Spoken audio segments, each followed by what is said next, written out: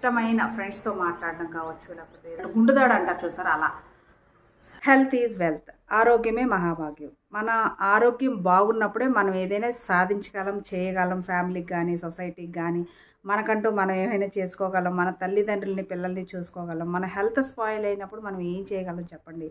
కాబట్టి ఈ వీడియోలో చిన్న విషయం మీకు షేర్ చేయాలనుకుంటున్నాను. అది కూడా నాకు జరిగిన విషయం. అకాడమిక్ ఇయర్ స్టార్టింగ్లో ఎంతైతే బిజీగా ఉంటుందో ఎండింగ్లో కూడా అంతే బిజీగా ఉంటుంది, అంతకంటే ఎక్కువ బిజీగా ఉంటుంది. అంతేకాకుండా ఒక మేనేజ్మెంట్ కింద వర్క్ చేయడం ఈజీ, ఒక మేనేజ్మెంట్గా మొత్తం మెయింటైన్ చేయడం అనేది కష్టం. మీకేం పని ఉంటుంది, చేయించడమే కదా అనుకుంటారు. కానీ అన్ని రకాలుగా మేము సెట్ చేసుకొని మేనేజ్ చేయడం అనేది ఇది ఒక ప్రెషర్తో కూడుకున్న వర్క్ అనమాట. ఫిజికల్గా స్ట్రెస్ అయితే ఉండొచ్చు, కానీ మనిషికి మెంటల్ స్ట్రెస్ ఉన్నప్పుడు అది ప్రెషర్ పెరిగిపోయి అది హెల్త్ ఇష్యూస్ వచ్చేస్తాయి అనమాట.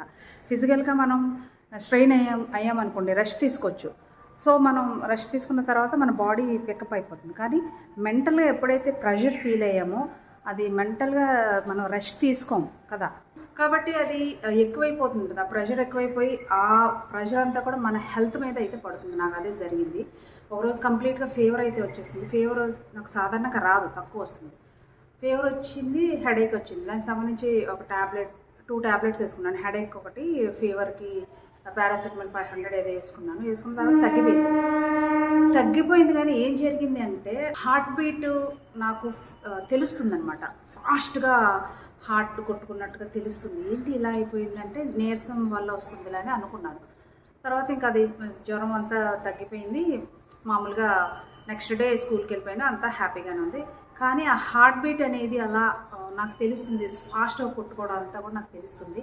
బాడీలో ఏ పార్ట్కి ఏదైనా సరే మనం కొంచెం నెగ్లెక్ట్ చేయొచ్చు. అంటే ఏ కడుపు నొప్పో, కాలు నొప్పో, చేయి నొప్పో ఏదో ఒకటి వచ్చిందనుకోండి, కొంచెం నెగ్లెక్ట్ చేయొచ్చు. కానీ హార్ట్ బీట్ అలా నాకు ఫీల్ అవుతున్నాను అంటే ఆ హార్ట్ కొట్టుకోవడం అనేది నాకు సెన్స్ అవుతుంది అనేది నాకు కొంచెం భయం వేసింది. భయం వేసినా సరే ఇంకా అలాగా బిజీలో పడి అలా నెగ్లెక్ట్ చేశాను.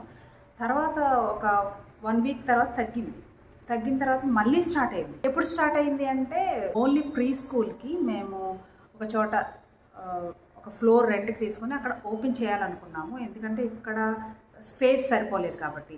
ఆ పనులు అక్కడ ఒక స్కూల్ ఓపెన్ చేయాలి అంటే ఇవన్నీ కూడా అరేంజ్ చేసుకోవాలి కదా. ఆ పనుల్లో కూడా నాకు కొంచెం ప్రెషర్ ఫీల్ అయ్యాను. అది దగ్గర మాకు అలా అరేంజ్ చేసుకోవడానికి 3-4 మంత్స్ అయితే పట్టింది. సో ఆ పనులు అంటే నేను ఇలా ప్రెషర్ అవుతున్నాను అని నాకు తెలియట్లేదు. ఒక పని తర్వాత ఒకటి చేయాలి అనుకోవడం ప్రెషర్ అని తర్వాత అర్థమైంది.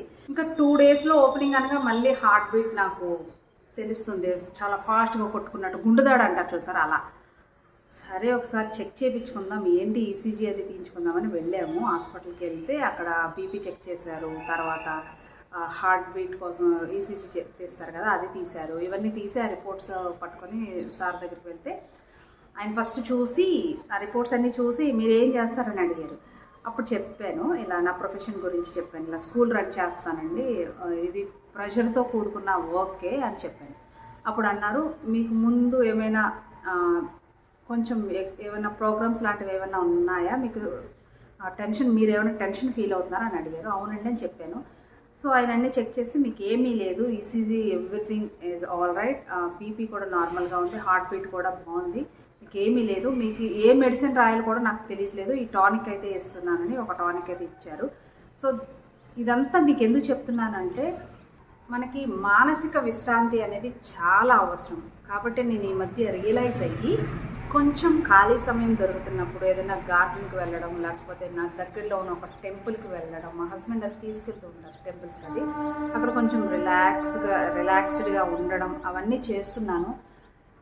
ఇంకా మనం మెంటల్ పీస్ కావాలంటే యోగా చేయాలి. యోగా సాధన ద్వారా మనం ఏదైనా సాధించవచ్చు. కానీ దానికి టైం పడుతుంది. నేను కూడా ఖచ్చితంగా యోగా చేద్దాము, మొదలు పెడదాం అని అనుకుంటున్నాను. ఇష్టమైన ఫ్రెండ్స్తో మాట్లాడడం కావచ్చు, లేకపోతే ఏదైనా యాక్టివిటీస్లో పార్టిసిపేట్ చేయడం కావచ్చు, గేమ్స్ కానీ అలాంటివి, మనకు నచ్చిన ప్లేస్లో అలా కూర్చొని ప్రశాంతంగా ఫోన్ కూడా ముట్టుకోకుండా అలా ఉండడం, ఇవన్నీ కూడా మానసిక విశ్రాంతికి సంబంధించినవి అనమాట. సో ఈ సోదంతా మీకు ఎందుకు చెప్పాను అంటే మీరు కూడా ఎక్కువ ప్రెషర్ అయినప్పుడు ఆ ప్రెషర్ని తీసేసుకోకండి. అమ్మో ఎలాగ తీసేసుకోకండి. అది జరిగేది అదే జరుగుతుంది ఆ ఫ్లోలో. నేను మీరు నాకు చెప్తున్నారు కదా మీరెందుకు అలా చేయలేదంటే, నేను అది ప్రెషర్ అనుకోలే. నేను పని చేస్తున్నాను ఒకదాని తర్వాత ఒకటి నేను ప్లాన్ చేసుకొని చేస్తున్నాను కదా అనుకున్నాను, కానీ అది నాకు ప్రెషర్ అవుతుంది, ఒత్తిడికి గురి చేస్తుందని నాకు అర్థం అవ్వలేదు. కాబట్టి నేను ఏదైనా సరే చేయాలి అనుకుంటే మార్నింగ్ ఈరోజు చేయవలసిన పనులు రాసుకుంటాను. ఈ పనులకి మించి నేను ఇంక వెళ్ళానంటే ఇంకా నాకు ప్రెషర్ ఎక్కువైపోతుంది. సో మీరు కూడా మీ లైఫ్లో ఏదైనా పనుల్ని ప్లాన్ చేసుకోండి, లేకపోతే హరీబరీగా క్లమ్జీ అయిపోతుంది. కాబట్టి ప్లాన్ చేసుకొని ఒకదాని తర్వాత ఒకటి పీస్ఫుల్గా చేసుకోండి. పీస్ఫుల్గా ఉందాము. బై ద గాడ్ గ్రేస్ ఆ స్కూల్ ఓపెనింగ్ అయితే చాలా బాగా జరిగింది. One more wonderful day added in my life. ఆ రోజైతే నేను చాలా హ్యాపీగా ఫీల్ అయ్యాను. ఆ హ్యాపీ మూమెంట్లో నేనేమి తినలేకపోయాను కూడా, అంత హ్యాపీగా ఫీల్ అయ్యాను. ఎందుకంటే నేను ఎప్పటి నుంచో అనుకుంటున్నాను అది స్టార్ట్ చేద్దామని. ఈ రోజుకి నాకు తీరిందనమాట.